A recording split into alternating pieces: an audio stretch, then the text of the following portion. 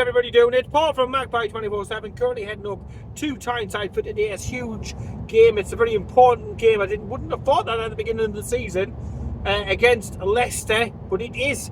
It's massive. It's a crucial couple of games. We're in an important run at the moment. Players are dropping like absolute flies everywhere, but today is massive. 3 points, nothing else will do after the capitulation of the second half down against Brentford, where we literally just got warm in the dressing room, and then that was it. We sort of fucking down tools, second half down there. Not good enough. Today, for 90 minutes, I want to see intensity. I want to see pressure. I want to see a game plan. I'd love to see a fucking corner that literally didn't hit the first bastard person as well. Because literally, at this time, it's really grinding me every single game. I'm like nudging Kyle about it. We can't hit a set piece. We can't score a free kick to save our fucking lives. So it would be nice if we scored off a free kick today. I'm not going to grumble. If we get a corner and we actually do something with it, then I'm going to be overly pleased. There will be a smile on my face just for doing that. So I pray, I've got everything crossed. Lucky pants on the fucking works that today is the day we get the 3 points, we score a couple of goals, and we take out what has to be a whole load of frustration from the lads, from how we've been playing this season, the inconsistency, stuttering performances, the second half against Brentford, the entire game against fucking West Ham, barring about 15-20 minutes at the beginning maybe. We take all the frustration of throwing away points, letting teams back into it, all of that, and we take it out against Van Nistelrooy's Leicester City. They are no doubt in the throes of a new manager bounce at the moment, but we can't afford to let that take any sort of consideration for Newcastle United.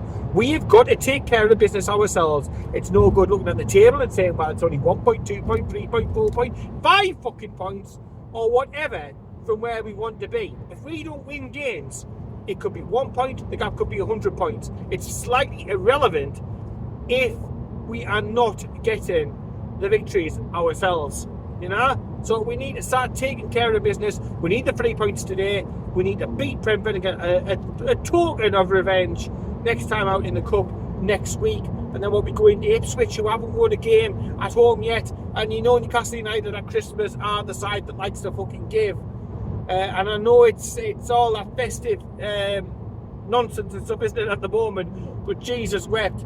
3 games, and we should be targeting 3 victories in my book, and that gets the season a little bit more back on track. It keeps the belief going. It keeps the interest going, in all honesty, because you lose today, we're already the lower half of mid-table, with the noise and the chatter and everything else that will come with that.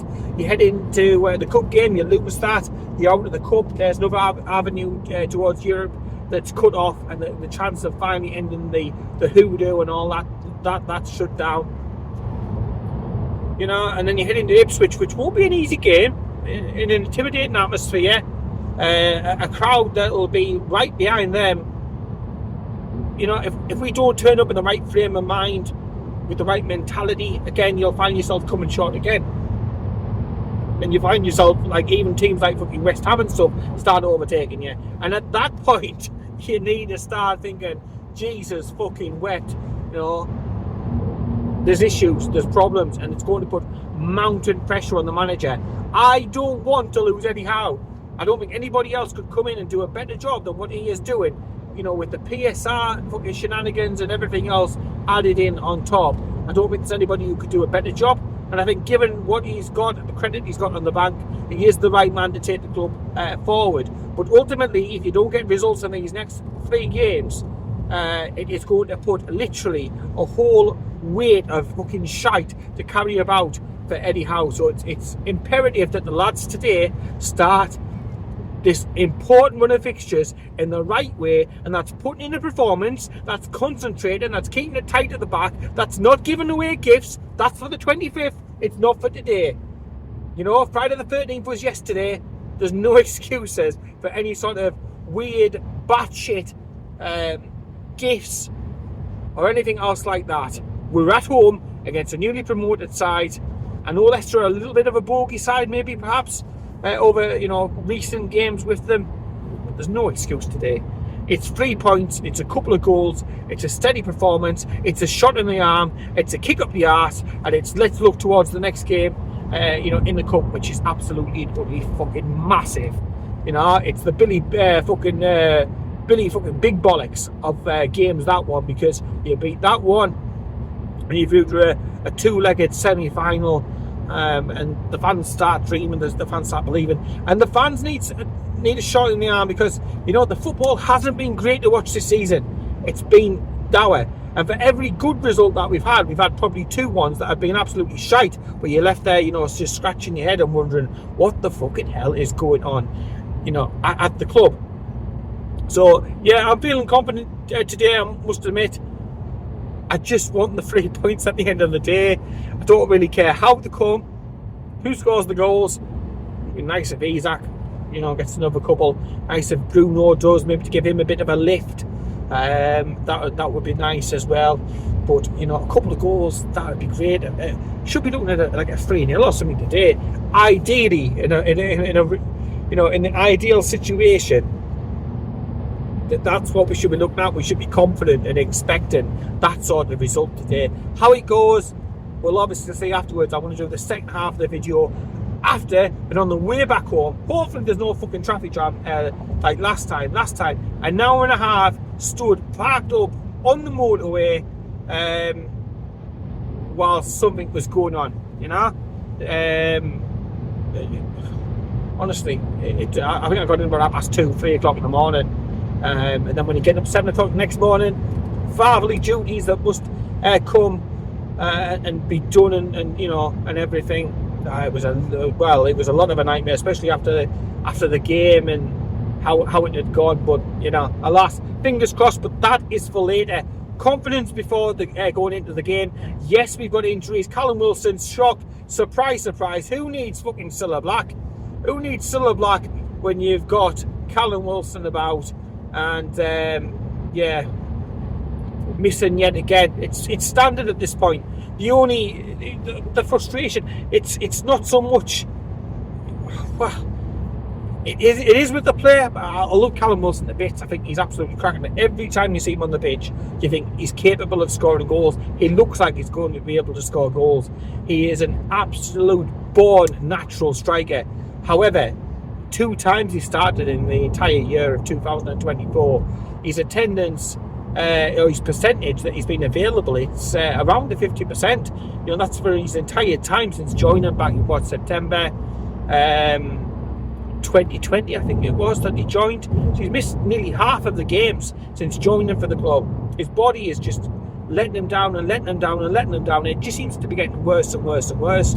And this is an injury that he picked up right at the end of the Brentford game, where, let's face facts, nobody in that second half broke a bastard sweat. So how he's managed to be able to injure himself for another 8 weeks, I do not know. Knowing Eddie Howe, he said it's 8 weeks. You can add another 4 weeks on top of that. It's probably going to be 12 weeks. It'll be 3 months, and then he's literally fighting to try and save his career, or trying to extend his career, at Newcastle United. And I just don't think he's going to be able to do that. Even if he was to come back and score a load of goals now, there's always going to be that major question mark. Look, he's just literally, he's just literally just waiting for something to happen. He's literally just waiting for a fly to drop on him, and another injury to be caused off the back of it. His body cannot keep up. The heart is strong, the mind is strong, but the body is letting him down. And to me, it's like, I just don't see how he salvages it going forward. I don't see how he's be able to mitigate it. I've no doubt he's put in every ounce, every opportunity. He's seen specialists, he's worked with different people, he's changed his eating, his lifestyle, his exercise.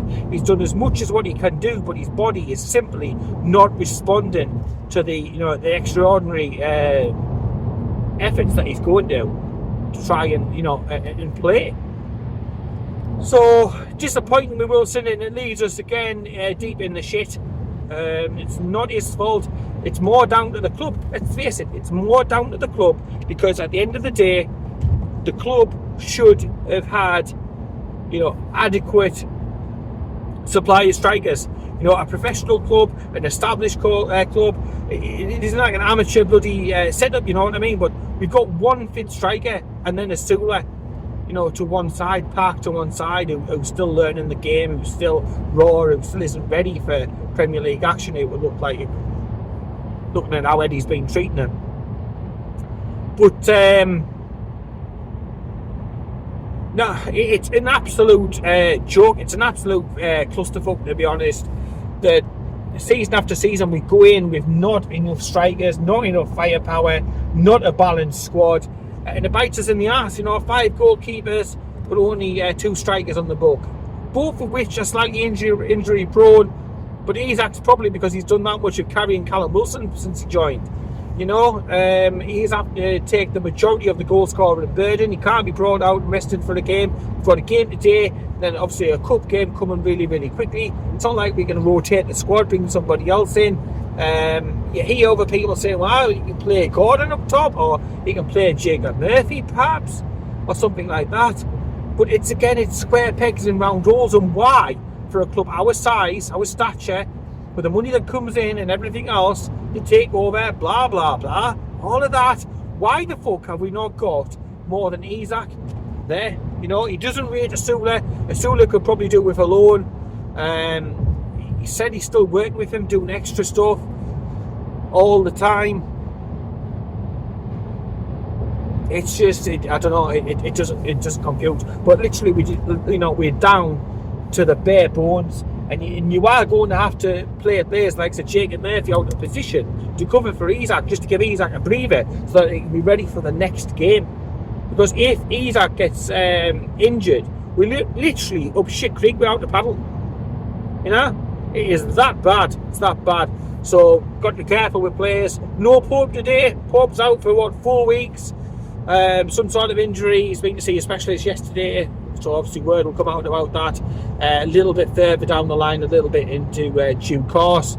So fingers crossed he won't be out for too long. In the meantime, you would expect Dubravka to be able to deputise. However, we have got a £20 million keeper just sat there, Greek international, third choice. I call him Nikos Dabazas too, so I ain't going to try and pronounce his actual name. So apologies to the fella, but we spent £20 million on him. He can't get a sniff. Dubravka will come back in, but Dubravka was one of the names that I was hoping that the club would look to move out, because there's no doubt about it. We need to be able to trade. We need to be able to bring players out to be able to bring players back in. We need to free up wages. We need to try and get every little cracker that we can through sales as well to be able to bring back in and reinvest into the team. So I was hoping that one of the 5 keepers at least would be sold. I was expecting that to be Dubravka, to bring in a small amount of money and to save some wages. But now with Pope out again for 4 weeks, you can probably maybe say 6 weeks, with the old added Eddie Howe tax on top. It's unfortunate. It's one of them things. He does seem to be picking up a few injuries, doesn't he, Nick Pope? He seems to do that pretty much every season, to be honest. And again, comes back to what I've said before. Players don't ask for injuries. Players don't want injuries. Fans don't want injuries. Injuries just happen. It's an occupational hazard. Yes, it is. But he just seems to be picking up an awful lot. And I do think that probably come the summer, they're going to have to look at the goalkeeping situation. You've got John Ruddy out of contract. You've got Dubravka out of contract.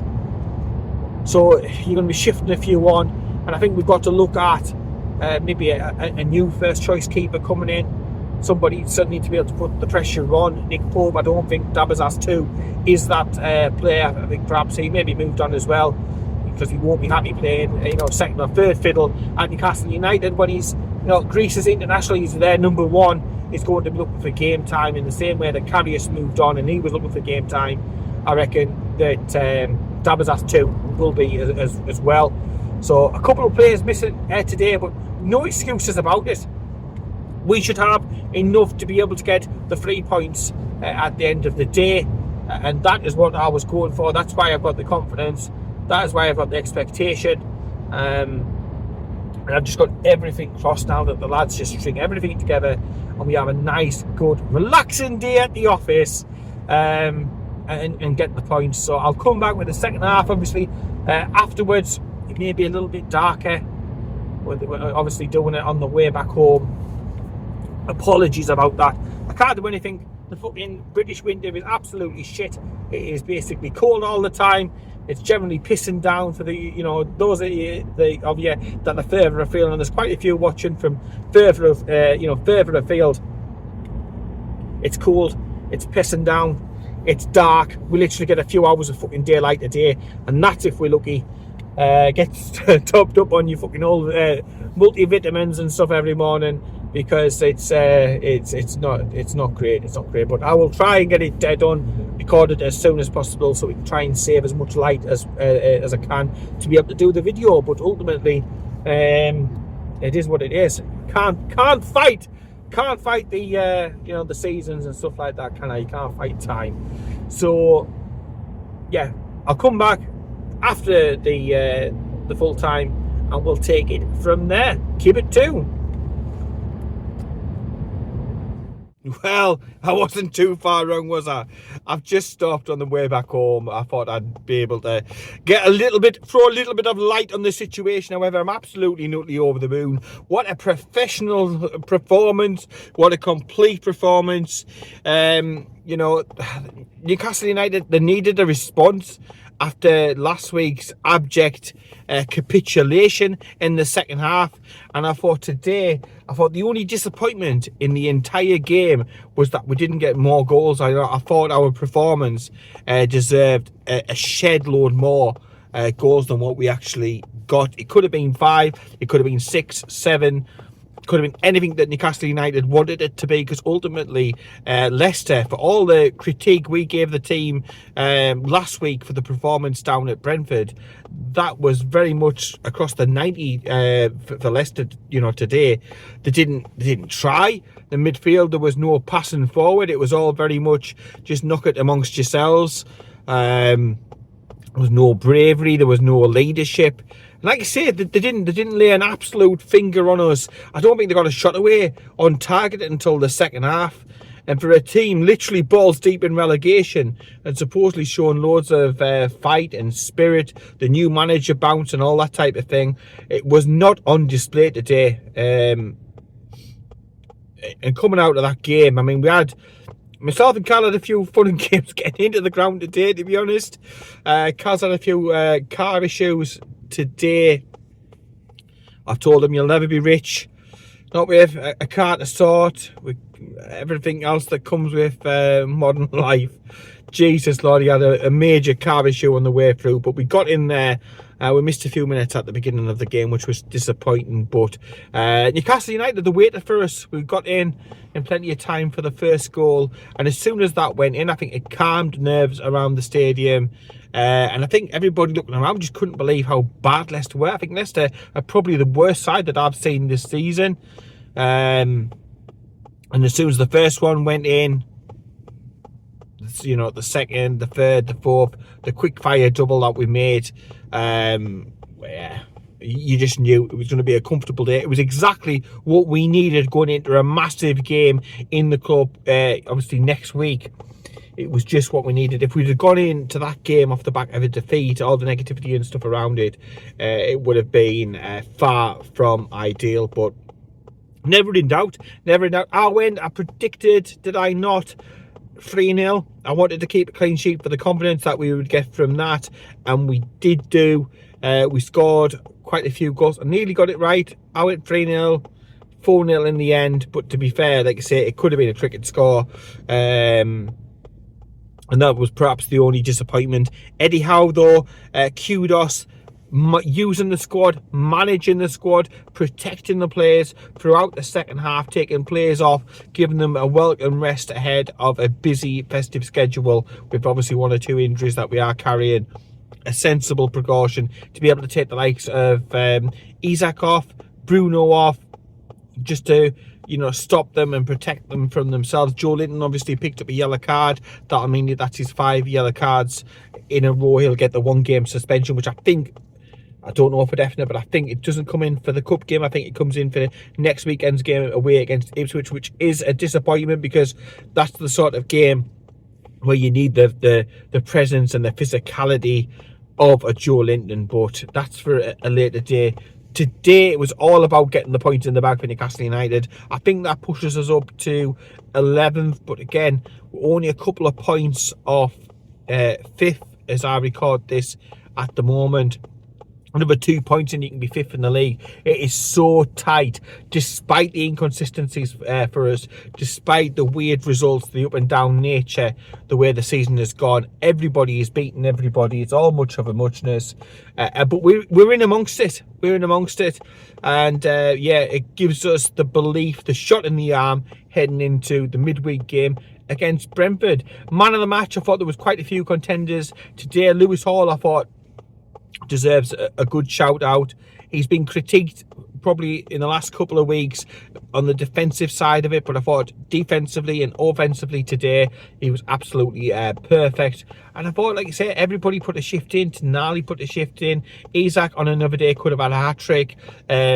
Murphy on another day could have had a hat-trick. We still need a right winger, but you know, credit to him, kudos to him, and all that sort of thing. The defence looks solid throughout, and I can have no complaints. 4-0 at home, job done, 3 points in the bag. We've closed back up on the teams above us again now, and hopefully that's the base to be able to launch you know, a successful second half of the season. 1 or 2 signings through the door, some consistent performances out of the talented pool of players that we've already got as well, and yeah, hopefully we still can cement a European place of some sort this season. And who knows, could it be the season when we finally get the hoodoo, the cup? We've got a massive opportunity to be able to you know, take on Brentford at home. They don't travel well away, do they? They're a different proposition. At home, they're a very, very good side. Rarely lose, but away from home, they've got a little bit of a soft belly. You can get about them, and that we must do. But that's for a different day. I'll leave that for later on. 11th in the table, 4-0, happy days. The journey down, back home today, the 200-mile round trip just tastes a little bit sweeter, getting those points. Over the moon for all the lads. Hopefully we've got through that without any injuries, any issues whatsoever. Nice to see the likes of Willock back as well. Target named on the bench as well, so fingers crossed he can get a run as well. Good to see players coming back. Good to see players being protected. Good to see Newcastle United scoring a few goals despite missing out on chances. And good to see us heading back up the table. And of course, I think the moment of the game probably wasn't a goal today. It was probably the crowd serenading Jason Tindall. I had to laugh. Several renditions of Last Christmas, the Wham! George Michael song. But obviously sang to Jason Tindall. Honestly, absolutely funny as and then even after the match, first song on, it's on, and everybody's singing to Jason Tindall. Be interested to see what he made of all of that from the bench. Absolutely fucking class. I'm buzzing, I'm delighted. Thank you for taking the time to watch all of the video, the preview and the review section. Hit the like, hit the subscribe button, continue to support us on Magpie 24/7. All of the socials are down below. Click on them, follow us. It does make a heck of a difference. And if you can do as well, drop us a coffee as well. If you don't know what that is, just check the link out down below and it will explain it from there. I'm going to get the coffee right now. That is why I am at the service station. So I want to get one of these overpriced coffees, and that will keep me going the rest of the journey on the way back down home. So in the meantime, take care, keep it tuned, and I'll speak to you later.